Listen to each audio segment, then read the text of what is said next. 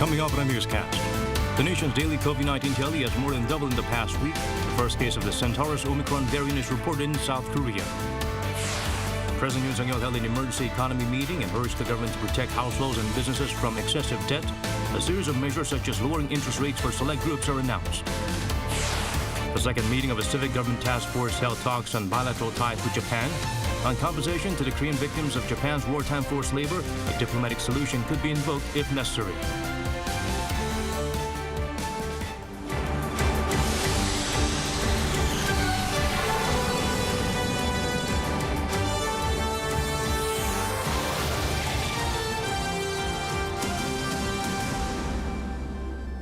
Hello, it's good to have you with us. I'm Daniel Che. Let's begin with our top story. South Korea's daily COVID-19 tally continues to drastically rise. The country also confirmed its first case of the Centaurus variant with spike protein that can mutate to evade antibodies from vaccines. Chung Eun-ju starts us off. South Korea's new cases of COVID-19 have more than doubled in the space of a week amid the spread of the highly contagious Omicron subvariant BA.5. The nation on Thursday confirmed its first case of the Centaurus subvariant, also known as BA.275. According to the KDCA, the first case is a man in his 60s living in the city of Incheon. This person has no overseas travel history and will quarantine for 7 days like others infected with COVID-19. Authorities are conducting investigations to confirm the route of infection and said that it is likely that the virus has already spread within the local community. The Centaurus subvariant was first detected in India in early May and has since spread to more than 10 countries. The BA.275 variant is known to have accumulated enough mutations to evade antibodies formed by vaccines or prior infections. Meanwhile, the KDCA reported on Thursday that the country added 39,196 new COVID-19 cases, 16 deaths, and 2 more critically ill patients. The uptick is attributed to the BA.5 mutation that escapes immunity and which already accounts for 40% of confirmed cases in the Seoul metropolitan area. If the current surge continues, experts calculate that South Korea will confirm around 100,000 new cases by next week and could even lock 300,000 per day in around 4 weeks from now if the basic reproduction number increases by 30%. As a preemptive measure, the government said it will secure an additional 1,400 hospital beds for people who are critically ill. Meanwhile, as BA.5 becomes the dominant strain worldwide, the World Health Organization has warned that the pandemic is nowhere near over. New waves of the virus demonstrate again that the COVID-19 is nowhere near over. As the virus pushes at us, we must push back. CNN calls BA.5 the worst variant yet. The White House said U.S. President Joe Biden would minimize contact during his first trip to the Middle East. Chung Eun-ju, Arirang News. At a weekly economy meeting, President Yoon Suk-yeol emphasized the need to protect households and businesses from excessive debt burdens. The government unveiled measures to help select vulnerable groups, including longer loan terms. Yoon Jung-min shares with us what was discussed. South Korean President Yoon Suk-yeol vowed to implement policy measures aimed at easing the debt burden on those in the low-income bracket and young people at a time of increasing interest rates. 금리 인상은 물가 상승을 억제하기 위한 불가피한 조치이지만 그 부담이 고스란히 취약계층과 사회적 약자에게 전가돼서는 안 될 것입니다. The remarks came at his weekly meeting on the economy, the second of its kind, held a day after the nation's central bank raised the policy interest rate by 0.5 percentage point to fight inflation, marking the biggest single rate hike on record. Since August last year, the Bank of Korea has raised its benchmark rate to 2.25% from a record low of 0.5% in order to dampen an inflation rate which last month quickened to its highest since the late 90s. Government measures announced on Thursday include extending maturity or reducing interest rates for small business owners, shifting to lower rates for a certain group of borrowers, creating a special program for young borrowers, and lowering borrowing rates for home buyers. 서민 경제가 무너지면 국가 경제의 기본이 무너지는 것입니다. 고물가, 고금리의 부담이 서민과 취약계층에 전가되지 않도록 관계기관은 각별히 신경 써 주실 것을 당부드립니다. During the president's meeting with top government officials, the Financial Services Commission reported that it would expand a program to help low-income borrowers switch adjustable rate mortgage loans to fixed-rate loans at affordable rates. Data from FSC show households in South Korea had over $1.4 trillion of debt at the end of 2021, equivalent to about 90% of the nation's GDP. It also shows adjustable rate loans accounted for 46% of the debt. Yoon Jung-min, Arirang News. Inflation in the U.S. came in at 9.1% for the month of June, the highest in 4 decades. This means the Fed is likely to introduce a more aggressive policy. Here's Kim Hyo-sun with a breakdown of the digits. The U.S. Consumer Price Index has jumped a whopping 9.1% from a year ago in June, leading to shoppers paying sharply higher prices for a variety of goods. According to data released Wednesday by the Bureau of Labor Statistics, this marked the largest 12-month increase since November 1981. The CPI, which measures changes in prices of goods and services from a consumer's perspective, came in much higher than the market estimate of 8.8%. On a monthly basis, the index rose 1.3% in June from the previous month. While the price of gasoline was one of the largest contributors to the surge, experts point out how this had a fast spillover effect across many other sectors. I think what's surprising is, like I said, just how dramatically those elevated gas prices and energy prices have flowed throughout the economy, particularly when we go look at food as another sector. The core CPI, excluding volatile food and energy, increased 0.7% in June from the previous month, again above the market expectation of a 0.6% gain. Pundits say such inflation levels could push the U.S. Central Bank into an even more aggressive position. Against this backdrop, the euro dropped below the U.S. dollar for the first time in nearly 2 decades. A weakening currency will make imports more expensive for Eurozone countries, especially goods priced in dollars, such as crude oil. This ultimately could contribute to even higher inflation in the Eurozone, which is already running at 8.6% for June. Kim Hyo-sun, Arirang News. Samsung Electronics has launched a new graphics DRAM product which promises to make games and movies more lifelike than ever before. The South Korean tech giant started sending out samples of the new chip. It features processing speeds of 24 gigabits per second, which is over 30% faster than conventional products. According to Samsung, the chip can process 275 full HD movies in just 1 second. The government is discussing ways to strengthen cooperation on semiconductors with the U.S. A presidential official said Washington has highlighted the importance of the tech partnership in its June White House report on building resilient supply chains, but no specific plans or time frame unveiled yet. According to Yonhap News, the U.S. has sought to inform Washington by the end of August whether it plans to take part in a U.S.-led semiconductor alliance known as the Chip 4. Japan and Taiwan may also be involved. The new U.S. ambassador to Seoul underscored South Korea's growing presence in the global stage, emphasizing the country's playing a pivotal role in shaping the Indo-Pacific economic framework. Speaking online, Philip Goldberg stressed the importance of global strategic alliances in challenging times, citing supply chain disruptions and the ongoing pandemic. He highlighted that the U.S.-led IPEF will enhance regional growth and prosperity and help address economic security issues. The official also reinforced his commitment to further strengthening bilateral ties, saying the current global challenges have made the alliance even more important. Fuel price in South Korea is expected to stabilize this month. This is according to the Ministry of Trade, Industry and Energy after holding a conference with energy experts, including those from the Korea National Oil Corporation and the Korea Energy Economics Institute. Global oil prices are likely to fall by a small margin in the second half, ranging from $101 to $108 per barrel. The government's expanded tax cut on fuel, now at legal limit of 37%. Prices at the pump should start coming down from July.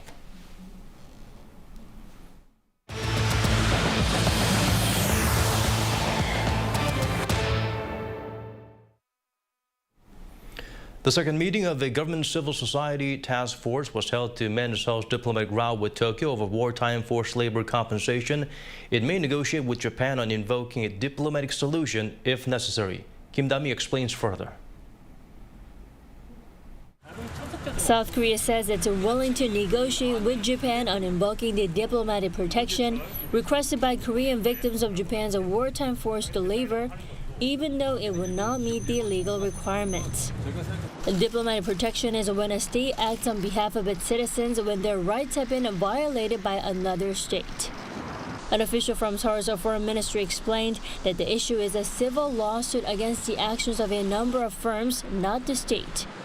This came after the second meeting of the new joint consultative body organized by South Korea took place on Thursday to find a solution. The subrogation payment was also high on the agenda of Thursday's talks. That's when the South Korean government pays the victims and then asks the Japanese companies for reimbursement later. We explained to the South Korean government that the Japanese firm's participation is essential in at least collecting the funds for the subrogation. The victim side also stressed that the related firms, namely Mitsubishi Heavy Industries and Nippon Steel Corporation, must apologize to the victims, while the Japanese government should also apologize. We have asked the South Korean government to explain to the Japanese government that this is an opportunity for Japan to resolve the prolonged matter too. Japan's NHK News reported the same day that Seoul's top diplomat Park Jin is set to visit Japan on Monday, where he could discuss the wartime forced labor issue with his counterpart Yoshimasa Hayashi during his 4-day trip there. The South Korean task force plans to hold more meetings on the issue before the liquidation of the Japanese company's assets actually takes place. Kim Da-mi, Arirang News. Seoul and Washington staged the first joint air drills involving F-35A stealth fighters. The training was designed to boost combined operational capability by having pilots from the two sides coordinate tactics and flight skills. Bae Eun-ji provides a closer look. A South Korean F-35A stealth fighter roars into the air at an airbase in Cheongju to take part in joint air drills with F-35As from the U.S.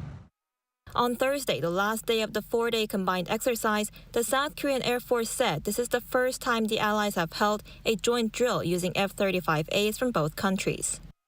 The training involved a total of around 30 warplanes and also included South Korea's F-15Ks, KF-16s, and FA-50s, as well as F-16s from the U.S. This training is very important as a symbol of our strong alliance and joint defense readiness. Pilots will be sharing tactics and skills needed for this 5th-generation jet. Last Tuesday, 6 American F-35A stealth fighters from Eielson Air Force Base in Alaska arrived in South Korea for this drill. This was the first time in more than 4 years that they were publicly deployed here. A U.S. Air Force F-35A pilot also said the training is aimed at showing the two countries' strong alliance. Our primary objective is to safely execute tactics between us and ROCAF F-35s to show our ironclad alliance here in South Korea. Designed to evade radar detection, the F-35A has a top speed of Mach 1.8. South Korea currently has around 40 F-35As and plans to purchase around 20 of them more in the next few years, at a cost of almost $3 billion. The joint training comes amid heightened tensions, with North Korea showing signs of preparing for its first nuclear test in 5 years. This also appears to be in line with the agreement made by the South Korean President Yoon Suk-yeol and U.S. President Joe Biden in their summit in May to deploy U.S. strategic military assets to the Korean Peninsula. Bae Eun-ji, Arirang News. Elsewhere around the world, Sri Lanka's president fled the country days after angry protesters stormed his residence amid a severe economic crisis. The prime minister has been tasked with this role, but the people also want him to step down. Lee Shu has the latest. The Prime Minister of Sri Lanka, Ranil Wickremesinghe, has been named as acting president after President Gotabaya Rajapaksa fled the country on Wednesday. President Rajapaksa fled to the Maldives on a military jet with his wife and 2 security officials on Wednesday. Then, according to the BBC on Thursday, the president left the Maldives on a flight bound for Singapore. This comes after protesters broke into his residence in the capital Colombo last Saturday, blaming the administration for the country's severe economic crisis. They sang protest songs and chanted for him to resign. After, the president went into hiding but pledged to resign by Wednesday. However, no official resignation letter has been sent. According to the BBC, President Rajapaksa is believed to have wished to flee before stepping down to avoid being arrested by the new administration. After the Prime Minister was named the acting president, hundreds of protesters surrounded and entered his office, also demanding his resignation.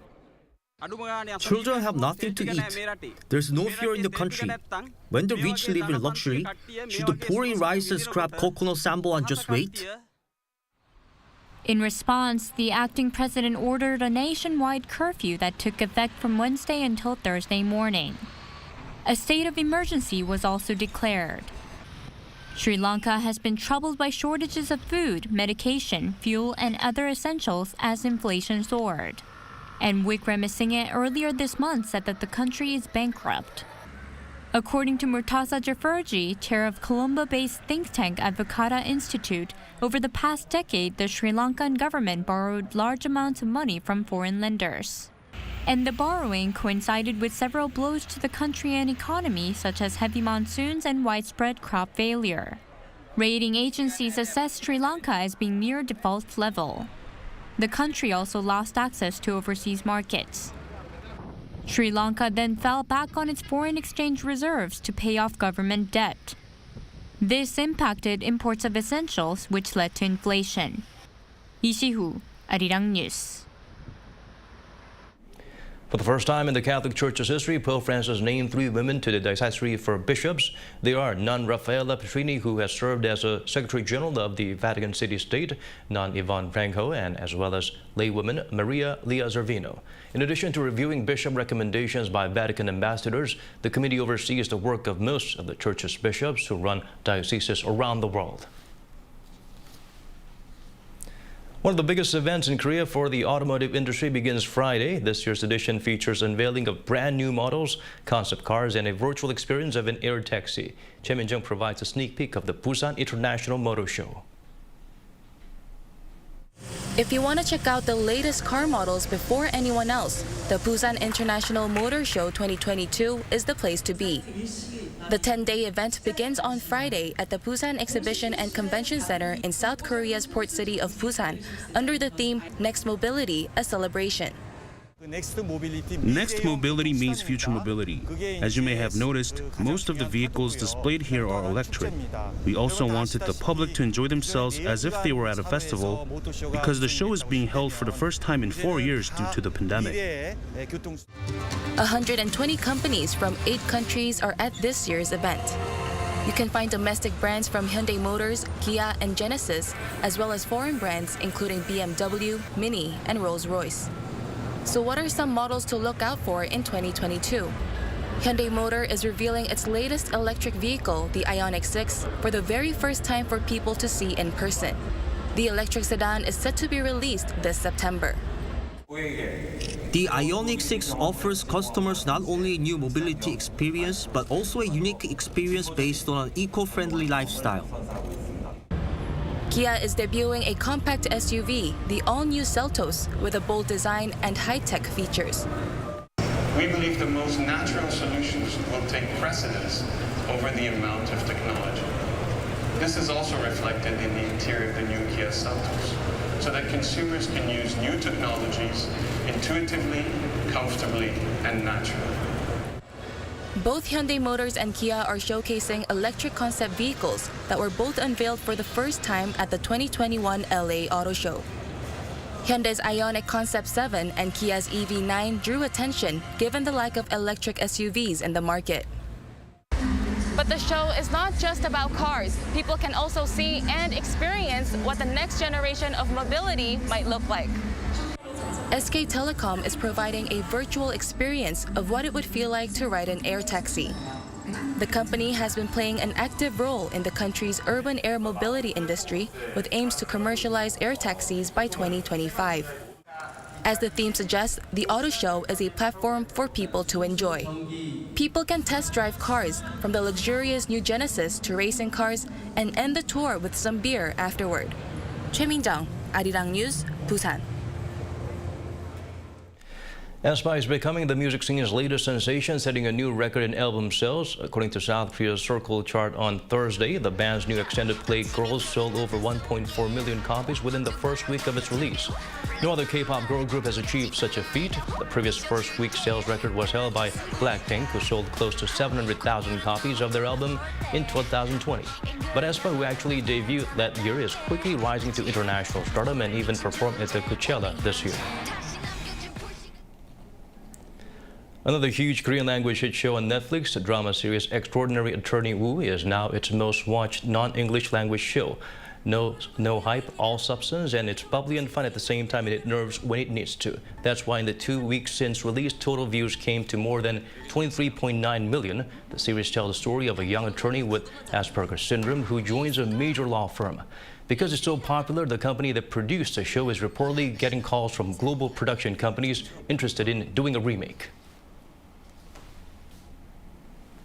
South Korean streaming platform Wave is launching 2 reality shows in July that will show a real and vivid depiction of dating within the LGBTQ community. This is uncharted territory for local television. The senior manager behind the creation of the show wanted to show the real lives and loves of gender minorities. Kim Hyun-sung provides an inside look. 안녕하세요. 저는 남자를 좋아하는 남자. 여자에서 남자로 성별 정정 준비 중인 지금은 레즈비언이라고 동성애자로 양성애자입니다. It's a story about love, but love that has not been seen on South Korean screens. Korean OTT service Wave last Friday launched its first ever queer reality show, Marry Queer. 할머니 보면 쓰러져. 어디야? 쓰러진다고. 아직 한국은 안 돼. The show Marry Queer features happy couples who also want to marry. But their plan to take their relationship to the next level is often met with roadblocks. 엄마가 자식 얘기만 나오면 엄마 할 말이 없어. 나는 엄마가 좀 이해해줄 줄 알았거든. 차라리 내가 죽어버릴까? 내가 이걸 어떻게 안고 살지? 어디서부터 잘못됐는지도 모르겠고. And this Friday, Wave is to launch another reality show called His Man. It's a dating show just with men. In the space of a week, Wave has pushed far past the boundaries set by South Korean media by featuring those in the LGBTQ community. We created this show because we realized that there were only shows that dramatized their lives, but nothing that showed a real, vivid depiction of their lives. Teens and people in their 20s don't have much aversion to queer content, so OTT platforms whose target audiences are teens to 30-somethings are more boldly trying to create this content featuring minorities and their stories. But Wave faced struggles of its own while creating this show. Some within the company voiced concerns, and the shows also received some complaints about featuring people with different sexualities. But according to Wave, Marry Queer became the 4th most popular show that new accounts watched first. And Wave is looking to venture into creating more content that stars minorities. We can't meet and communicate with all types of minorities in our lifetime. That's where such content comes into play a big part. We can experience indirectly what it's like to be a minority, and that could mature and open up more people. These shows are the first of their kind. But as media always moves forward in its search for fresh new content, they won't be the last. Kim Hyun-sung, Arirang News.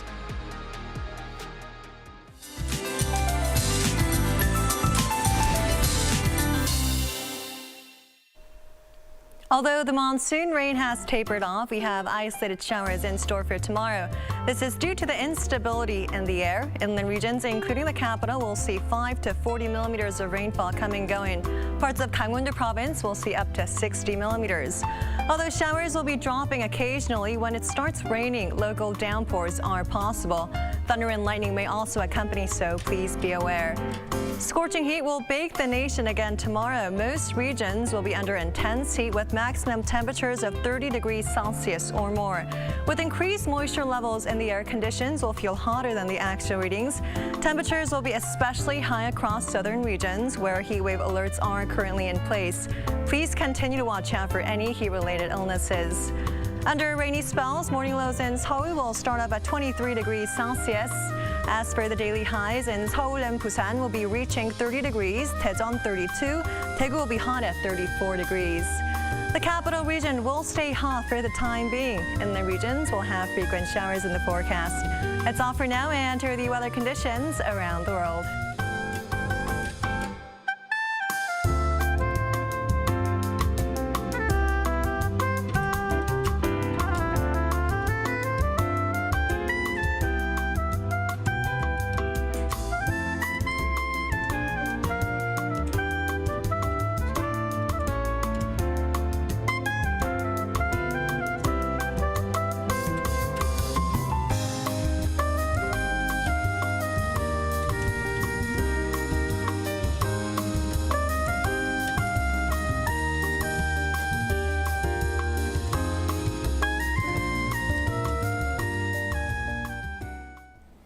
And that's all from us. As always, thank you for watching.